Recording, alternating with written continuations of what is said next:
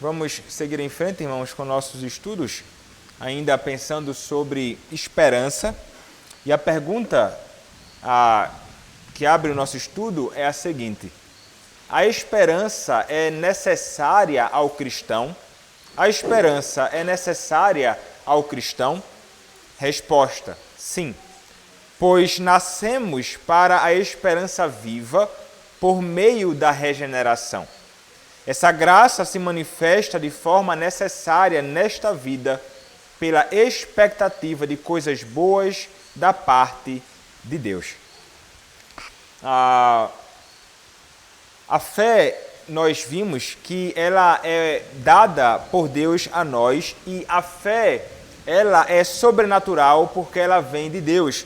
Não é algo que é gerado naturalmente por nós, como se fôssemos capazes de gerar fé. E a fé, ela, como vimos no estudo anterior, ela necessariamente vai dar origem à esperança. A esperança, ela está fundamentada numa fé que é viva, numa fé que tem Deus por seu objeto, e a esperança está em Deus e nas promessas do próprio Deus. Então, a fé, ela, como vimos, ela necessariamente vai dar origem à bendita esperança que nós nutrimos. Mas, pensando agora um pouco em outros aspectos relacionados à fé e relacionado também à salvação do homem.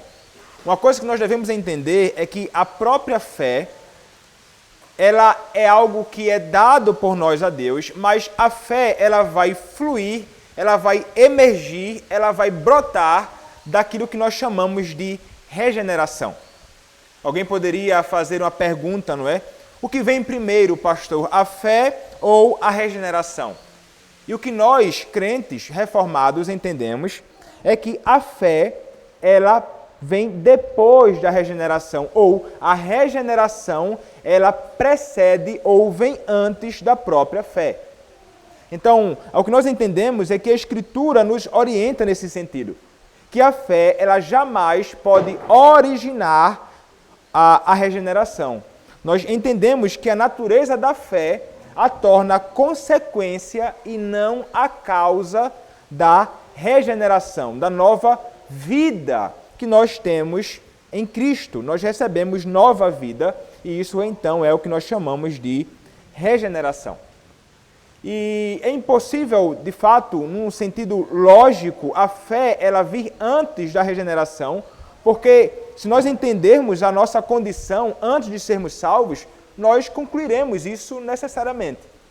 Nós sabemos que a Escritura nos mostra que nós somos incapazes de ter fé sobrenatural por nós mesmos, porque nós estamos como antes de conhecermos a Cristo.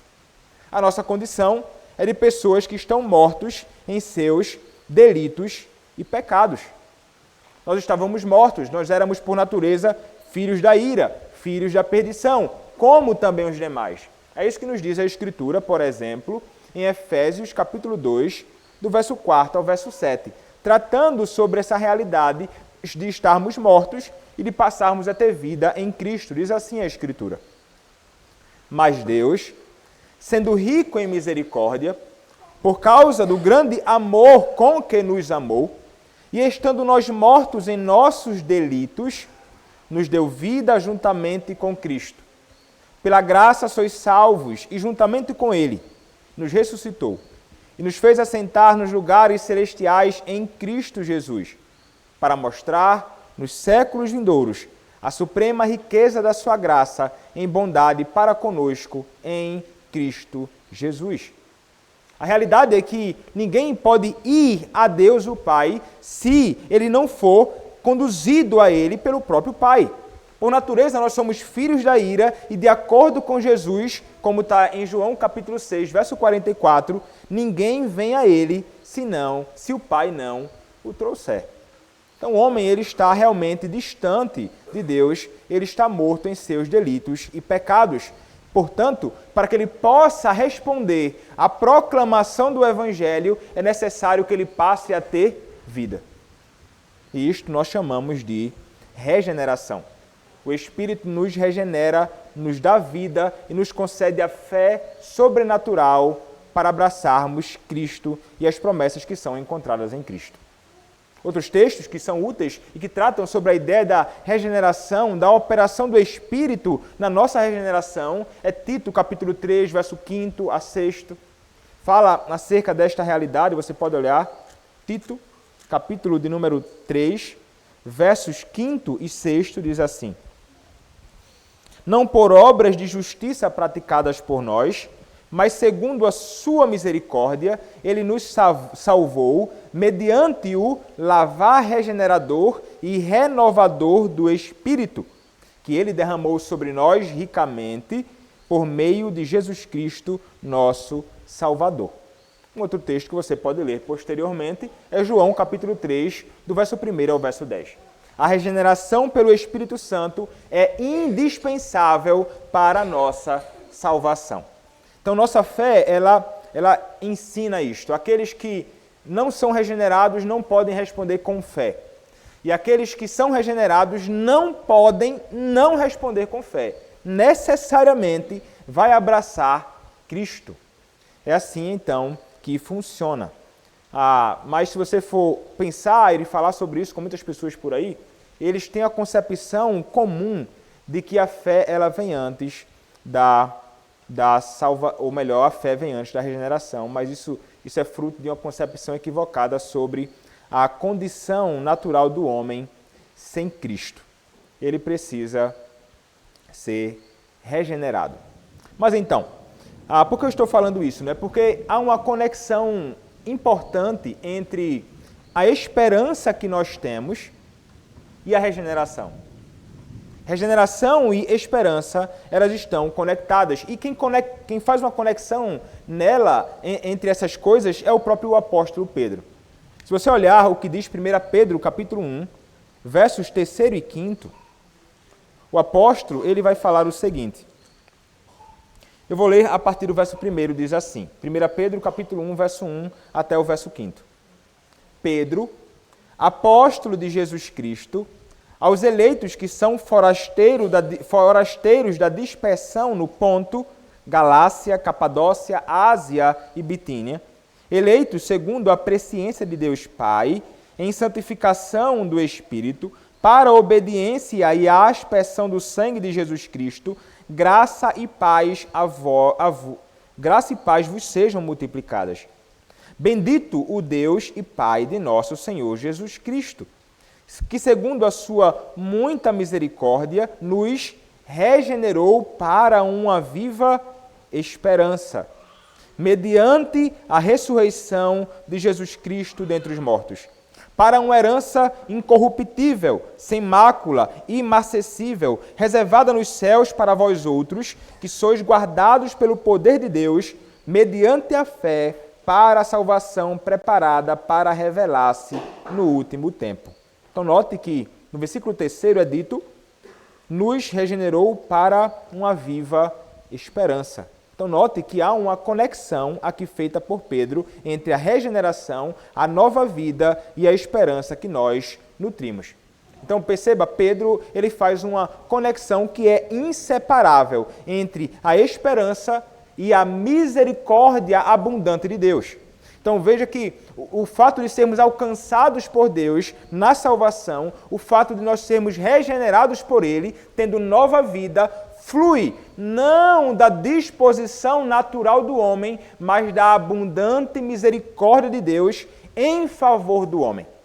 E esta abundante misericórdia de Deus em favor do homem, ela foi revelada em Cristo, como aquele que é enviado, é entregue e morre para a nossa própria salvação.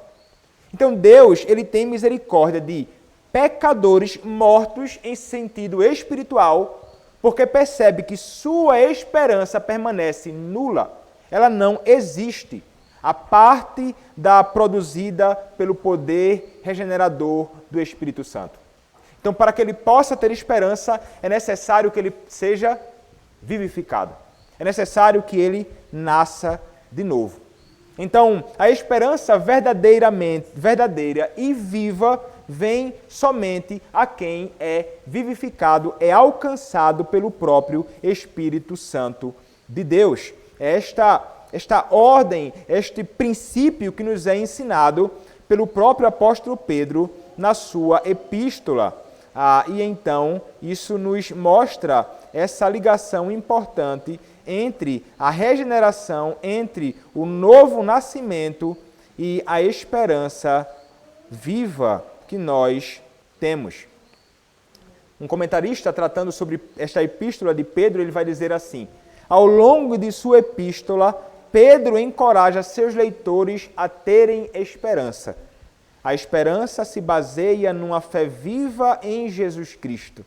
Ela caracteriza o crente que espera pacientemente a salvação que Deus prometeu ao seu povo. A esperança é uma espera disciplinada.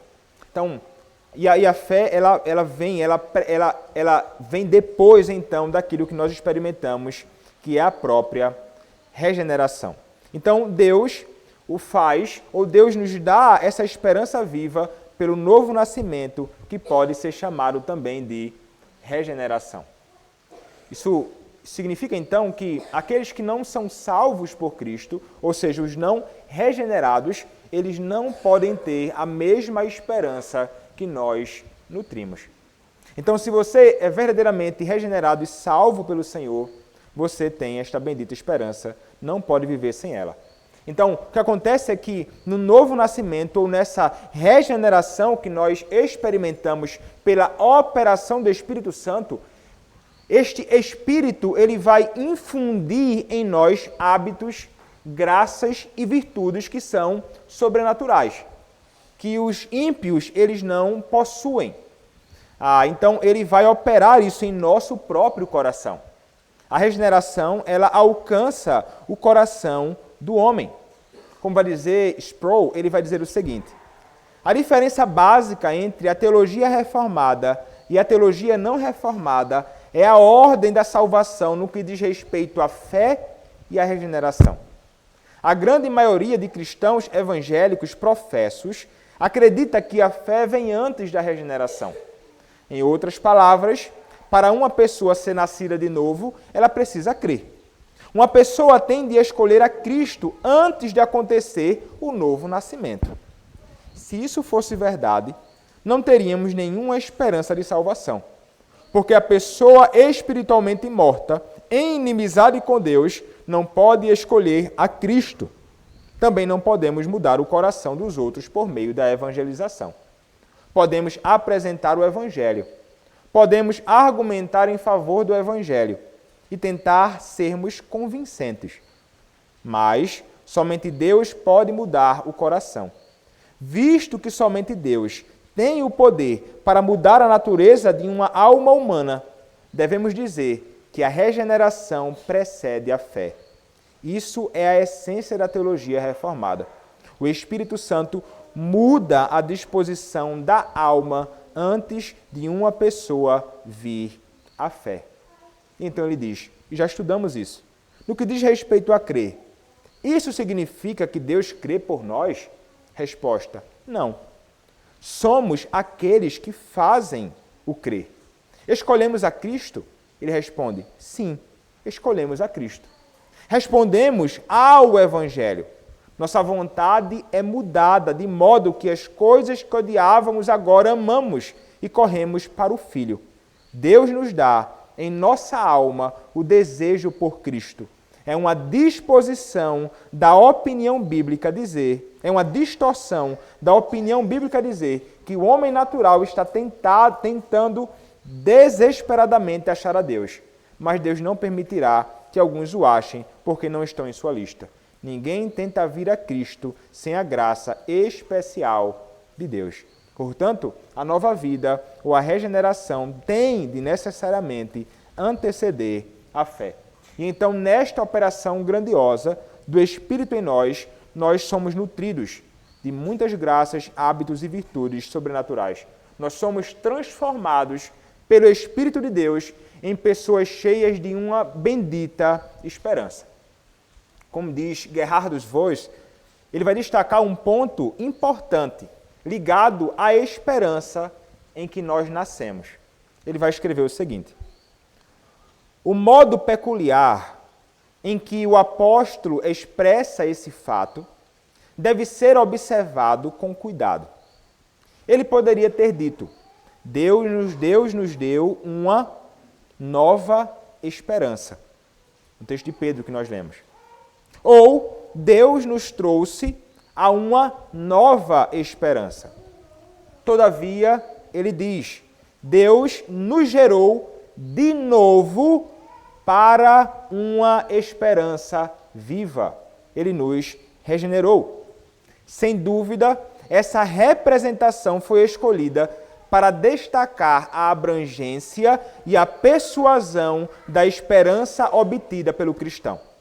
Significa uma mudança tão grande quanto a dor do nascimento. A transição de não estar tão vivo. Quando a esperança do Evangelho invade nossa visão. A mudança não é parcial. Ela não afeta a nossa vida em apenas um aspecto ou outro. Ela revoluciona toda a nossa vida em todos os pontos. Isso significa que a regeneração total de nossa consciência, a regeneração de nossa maneira de pensar, a reversão de nosso conceito sobre as coisas em sua inteireza. Nós passamos a ter uma esperança que é real. Então, como nós fomos gerados para uma esperança viva, uma mudança radical em nosso coração acontece, o que implica em uma mudança em nossa cosmovisão, em nossa visão de tudo. Então, o que é que muda? Nós passamos a esperar a ocorrência de coisas boas, prometidas por Deus. E mais, somos governados por essa esperança bendita de completa, perfeita e eterna salvação que nós, que fomos regenerados, nutrimos. Em teoria, então, se Deus ele nos concedesse vida espiritual e conhecimento de seu ser, da sua essência, sem também nos prover de uma bendita esperança, seríamos as mais miseráveis de todas as criaturas. Então, logo chegamos ao conhecimento salvador de Deus, sendo regenerados por Ele, enchemo-nos de esperança. A fé origina a esperança. Retirar a esperança de nós, retirar essa esperança do nosso coração, é o mesmo que erradicar a fé. Então, nós somos regenerados, nós passamos a ter fé em Cristo, que nos é dada por Ele, é um dom de Deus, e então nós também temos como implicação necessária dessa nossa vida que nós temos em Cristo, uma esperança que de nós jamais pode ser arrancada. Por essa razão, nós podemos concluir que não existe crente sem esperança. Todo crente tem uma bendita esperança que é estabelecida por Deus na sua palavra e é também colocada em nosso próprio coração. Então, mais uma vez a pergunta concluindo. A esperança é necessária ao cristão? E a resposta é sim, pois nascemos para a esperança viva por meio da regeneração. Essa graça se manifesta de forma necessária nesta vida pela expectativa de coisas boas da parte de Deus. Amém. Amém, irmãos. Vamos agora seguir para o nosso